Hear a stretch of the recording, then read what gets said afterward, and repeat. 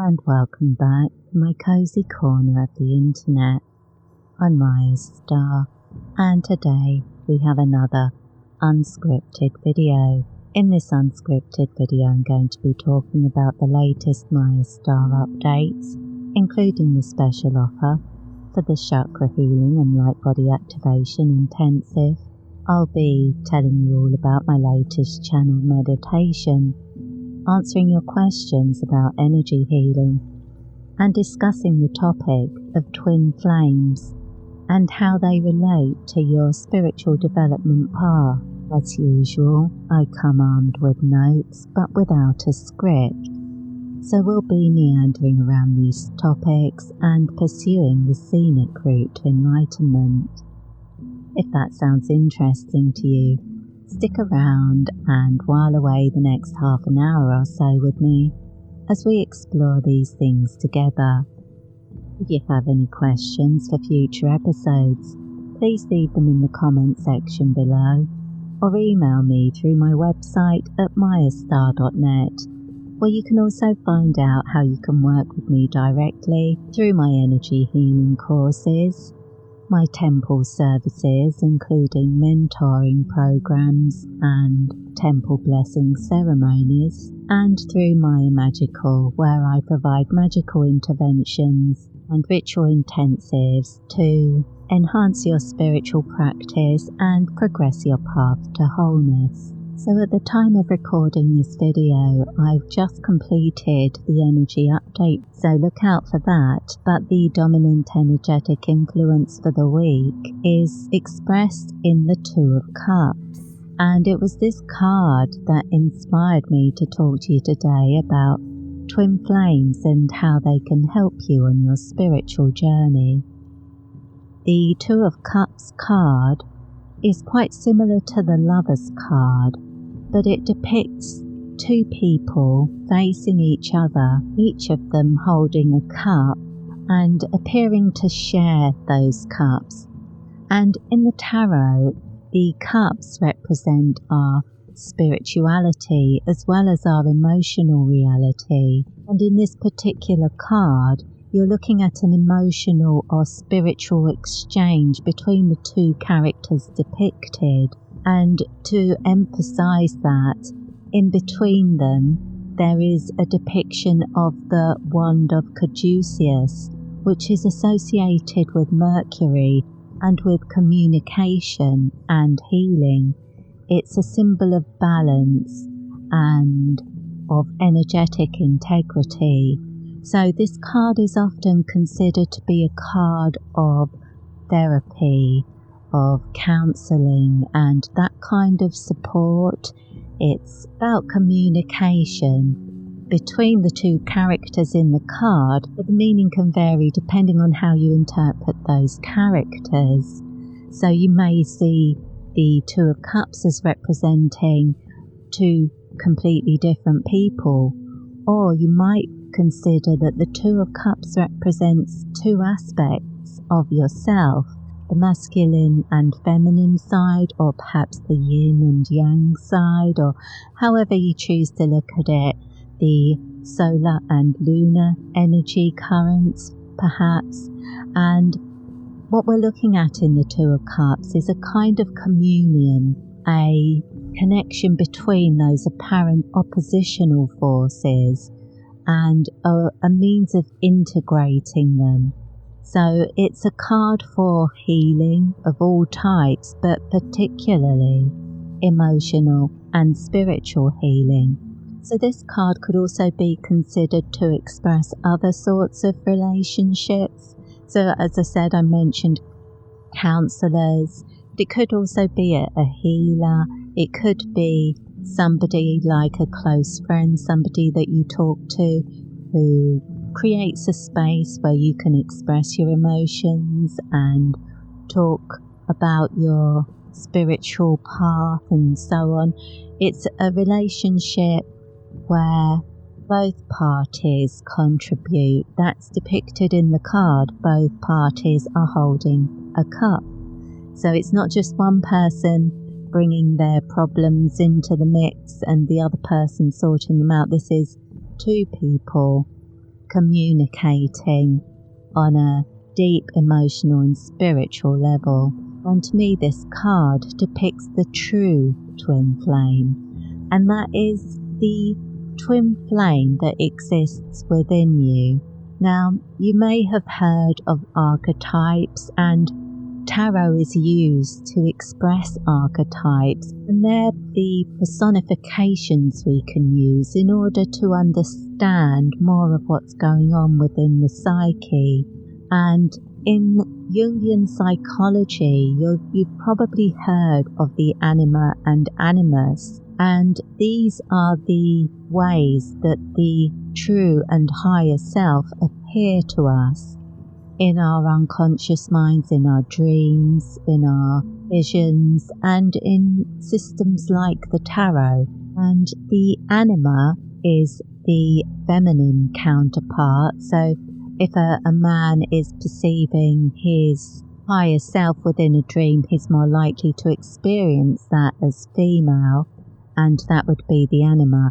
And for women, they're most likely to experience the higher self expressed in a masculine form.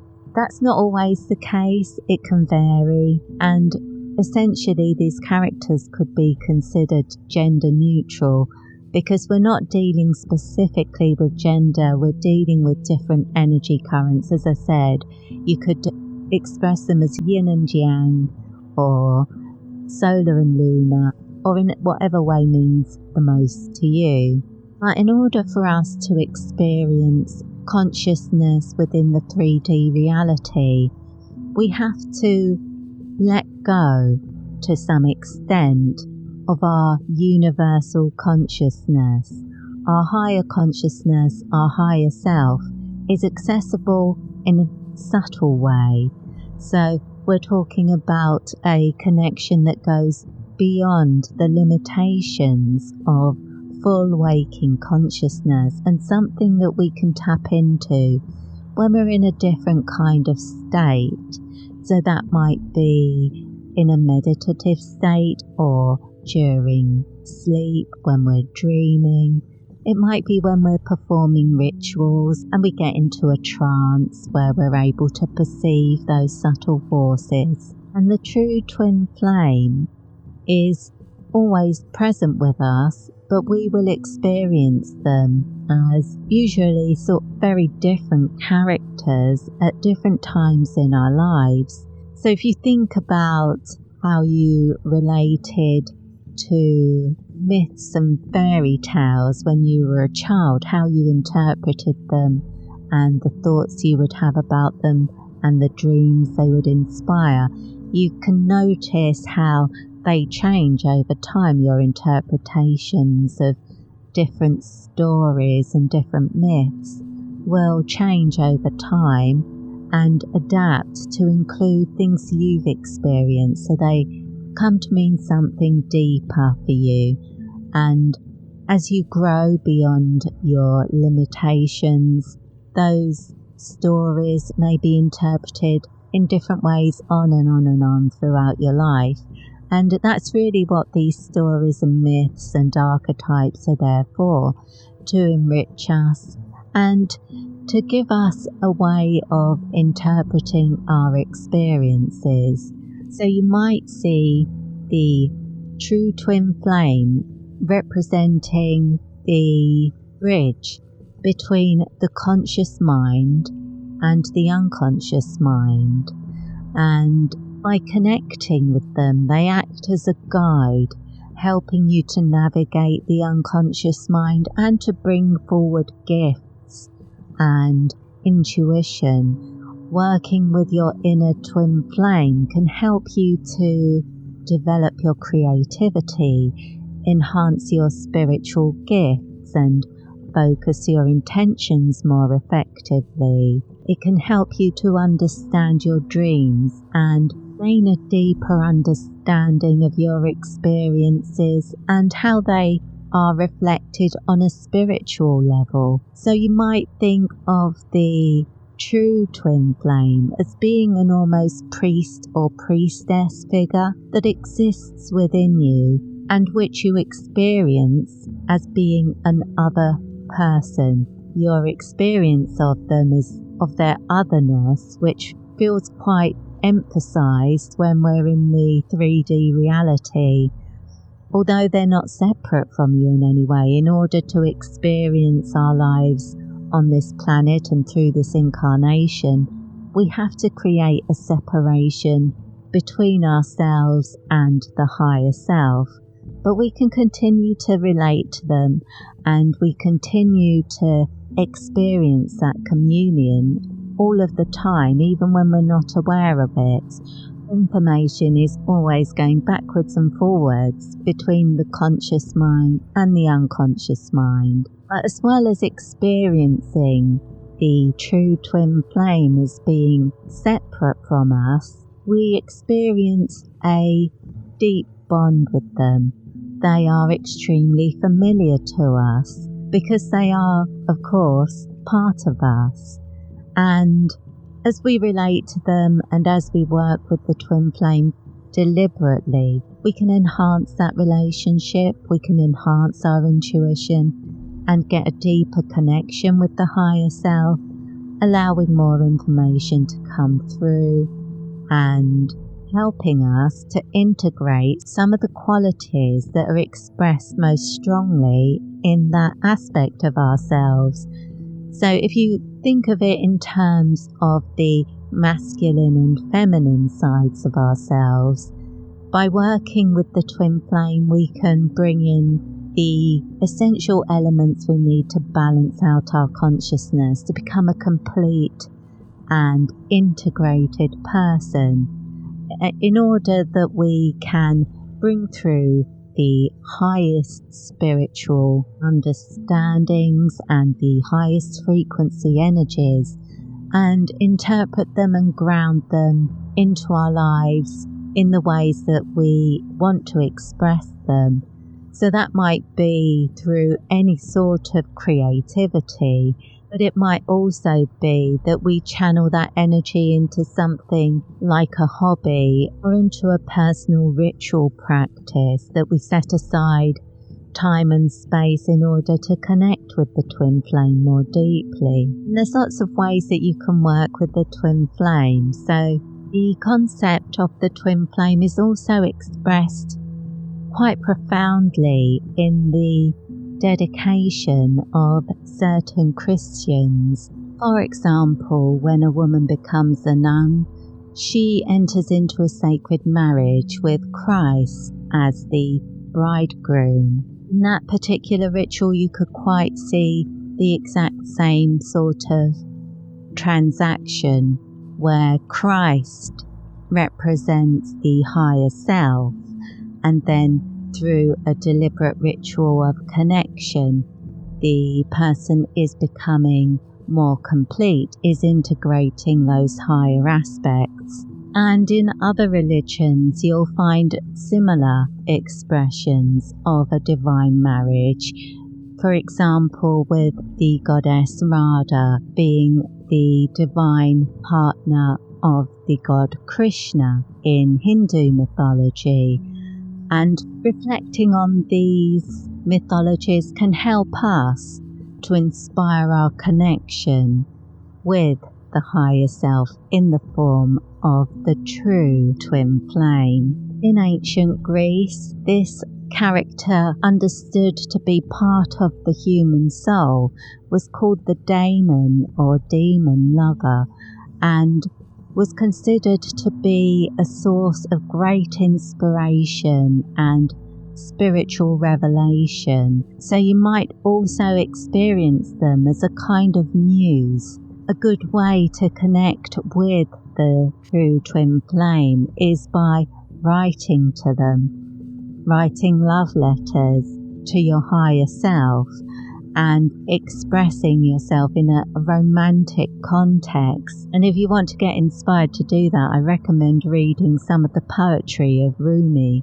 the mystic, who clearly had a very deep connection with his higher self in this respect. And if you look back over your life, you'll probably notice times that you experienced this connection, or times when you were inspired and you really felt that there was some sort of connection, perhaps in the form of a spirit guide or a connection with an ascended master or deity that was particularly strong for you, or perhaps a guardian angel or something like that, where you felt there was a connection, you felt that they were very strongly connected with you, but you did experience them with a sense of otherness, that they were in some way separate from you. So there was an interaction there that felt like a conversation rather than an inner knowing. You felt like there was a conversation going backwards and forwards, perhaps on an energetic level. But one of the things that you do need to be careful of is that you don't project the twin flame relationship outwardly. It's something I get quite a few questions about, which is why I had it on my list as something to talk about at some point, because quite often I get emails from people asking if they're going to meet their twin flame, and I always think, well, only if you look within. If you're looking at other people and expecting them to be your twin flame, I'm afraid you're going to be disappointed, because you're expecting more of another human than would be humanly possible. A true twin flame relationship where you're connecting with somebody on that level would be where you are connected with your higher self. The person that you're in a romantic relationship with is connected with their higher self. So you're both nourished by the true twin flame, and then are able to share some of those experiences with each other. But no other person comes along to fill the space of the true twin flame. That wouldn't be possible, because it's a part of your soul. And if you're looking for that, if you're looking for the wholeness and completion of your spiritual reality in another person, well, it's not very fair on the other person either, because what chance do they have? I think with the energy for this week's reading being the Two of Cups, it inspired me to talk about this subject, because I think it would be a good time for people to be focusing on that kind of energy, for developing that connection with your twin flame, however you want to perceive them, however you want to express that relationship. If you want to see them as a priest, priestess, guardian angel, divine lover, a deity, an ascended master, a spirit guide, or perhaps even some kind of ancestral spirit, perhaps a spiritual ancestor from a different soul tribe, perhaps Pleiadian, Lemurian, or Mintakan, for example. But however you want to experience them, know that you're experiencing them in that way, because you have a two-way connection, and it's for convenience, when in fact they could appear in a multitude of different ways in order to connect with you. They will appear in the ways that resonate most strongly with you at that point. So allow that to happen. Allow yourself to relate to them in the ways that feel comfortable for you at the moment. And there are certain energy healing modalities that you can work with to help the process. For example, the Starseed Spirit Guide connections would be a good option.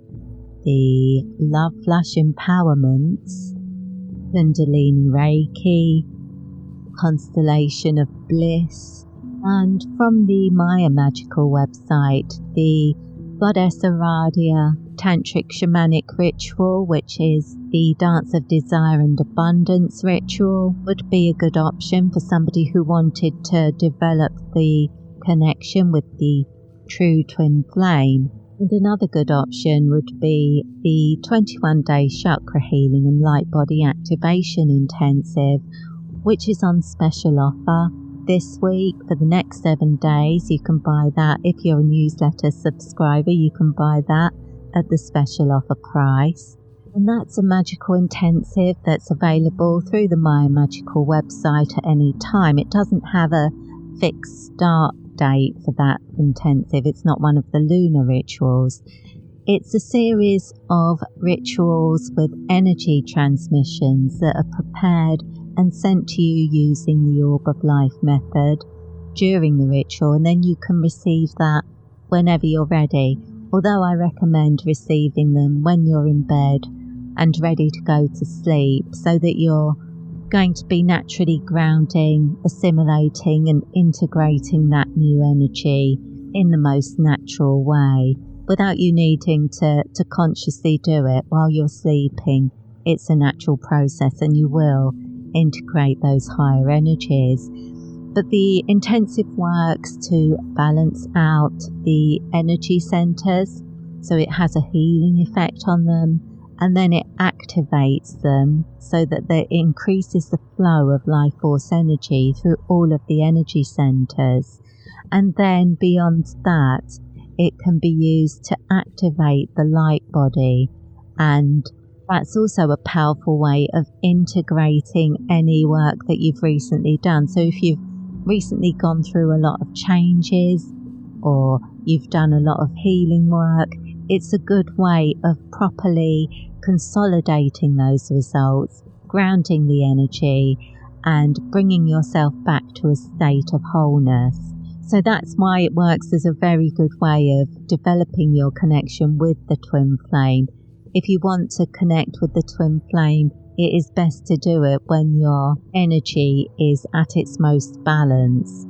When your energy is not balanced, it's much more difficult to access your intuitive abilities, and it's much more difficult when you're in a state of imbalance to allow that energy to motivate you, to inspire you, and to get you feeling creative and, well, basically kind of loved up. I mean, that is the experience of working with the true twin flame, is that you will experience similar feelings to those you would experience in a loving and romantic relationship. Well, at least in the early stages of one of those intense relationships. But if you try to do that in the outer world, that's never going to work. As I said, projecting the anima or animus onto another person tends to lead to quite destructive relationships that, if anything, are liable to hold you back from your spiritual growth. So if you're looking for one of those kinds of connections, develop your relationship with the true twin flame first, so you're not going into it feeling like you need somebody to complete you, or you need somebody else to validate you in some way, or that you need somebody else to act as a muse for you because you can't inspire yourself anymore, sort of thing. Start off by establishing that relationship within.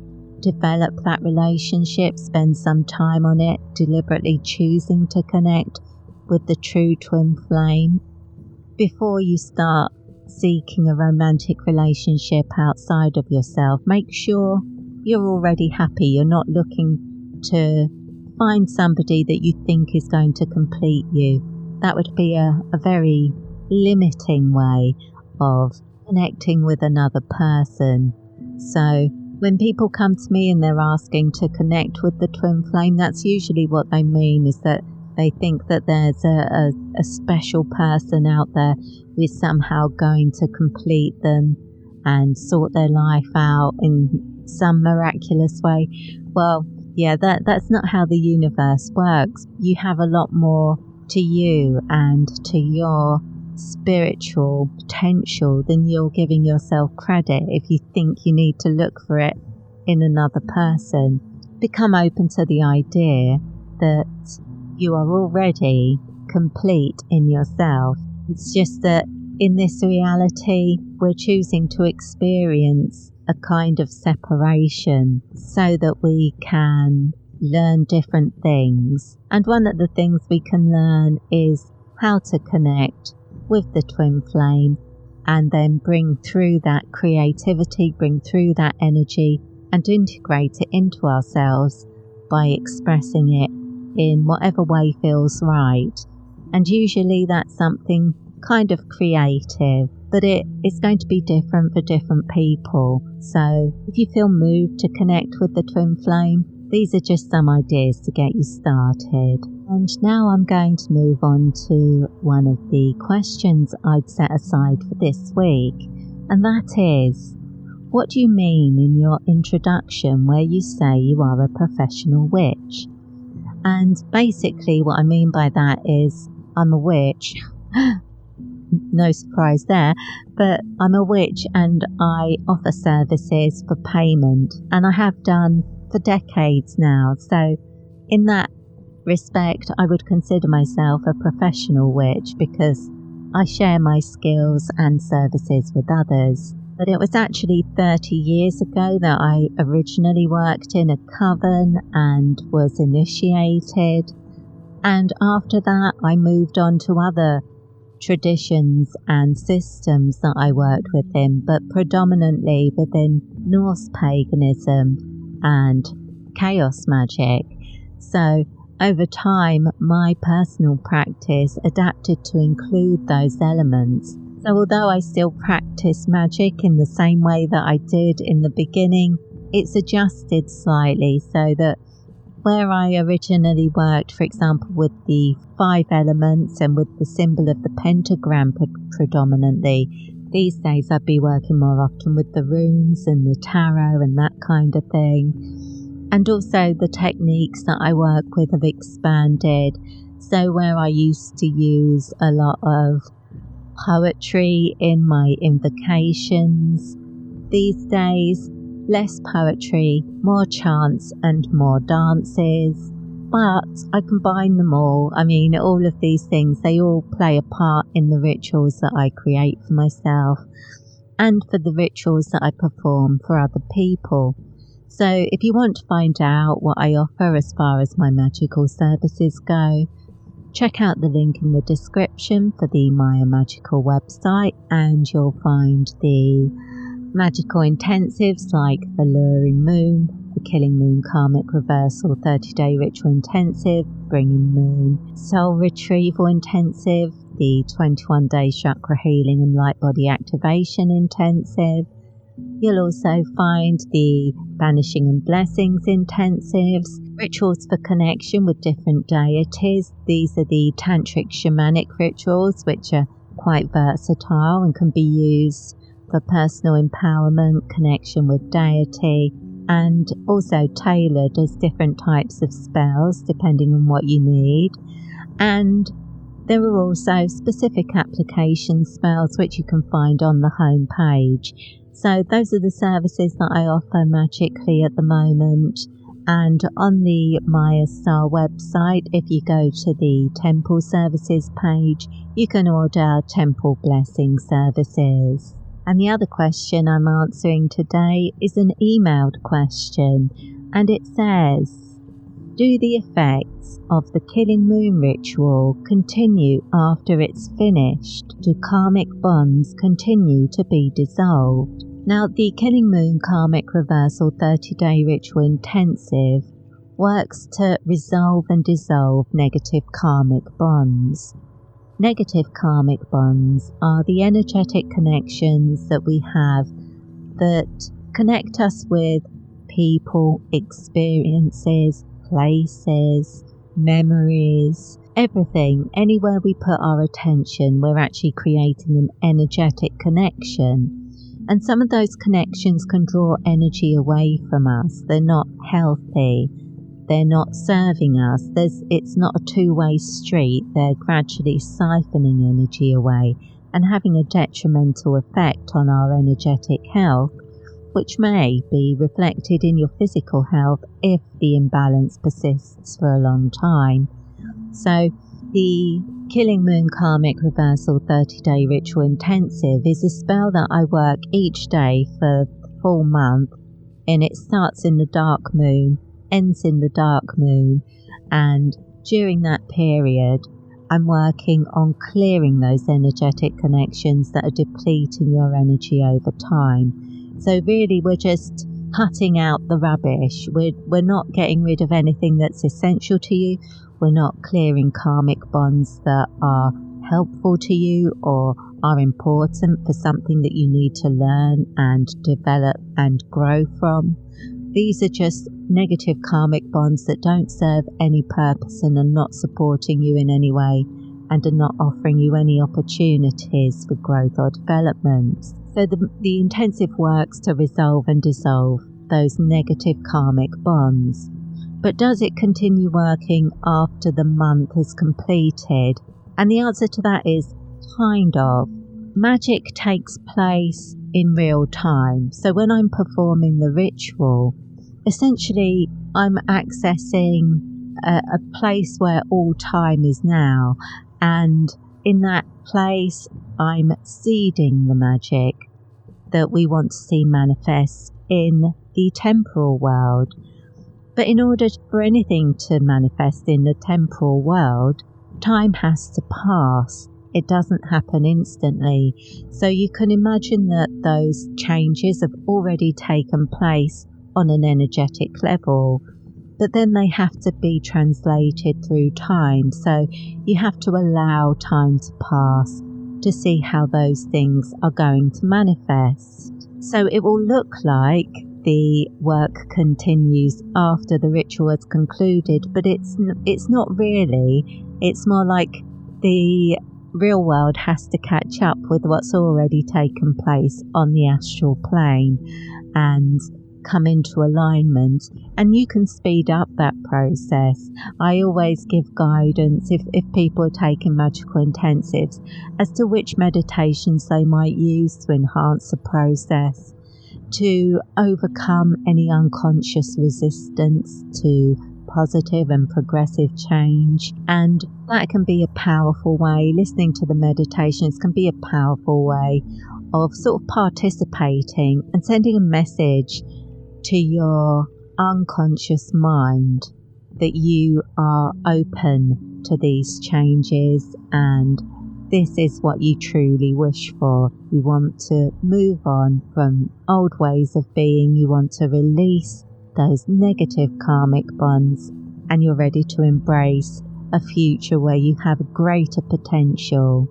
And that brings us on to the final topic for this video, and that is the latest channeled meditation, which has been inspired by the energy update, the subject of the true twin flame and how to connect, and this week's meditation, which you'll be able to find on the releases tab or any of the music apps, or purchase it from iTunes or Amazon. And this is the Lemurian Twin Flame Light Codes.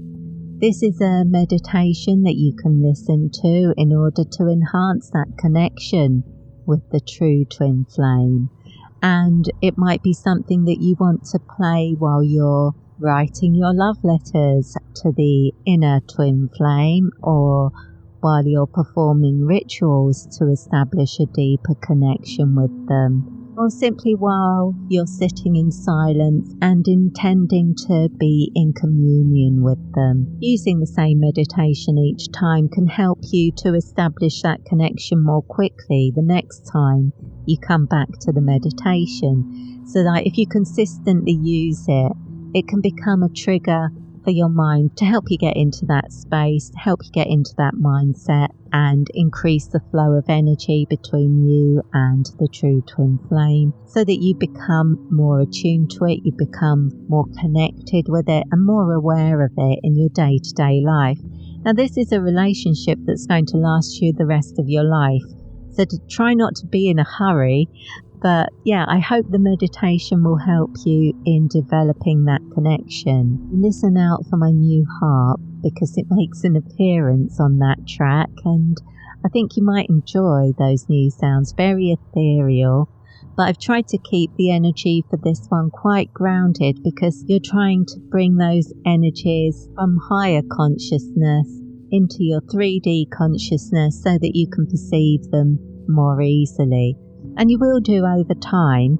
Don't be frustrated with yourself if it takes you a long time to establish that connection. It is something that you'll work on over years and decades, and it's a relationship that will become stronger over time and more fulfilling over time as you learn a lot more about yourself, and gradually you'll be taking on some of the qualities of your higher self and expressing them more in your day-to-day life, becoming gradually a more integrated and complete person. That's the whole point of connecting with the twin flame. And I think that's everything I wanted to talk to you about today.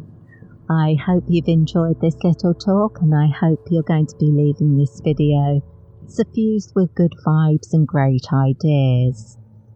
I hope you've had a good week, and I hope you're about to have another one. And I hope you'll join me again next week for some more mystical meanderings with me. But in the meantime, I wish you peace, prosperity, and progress in all you do. With blessings.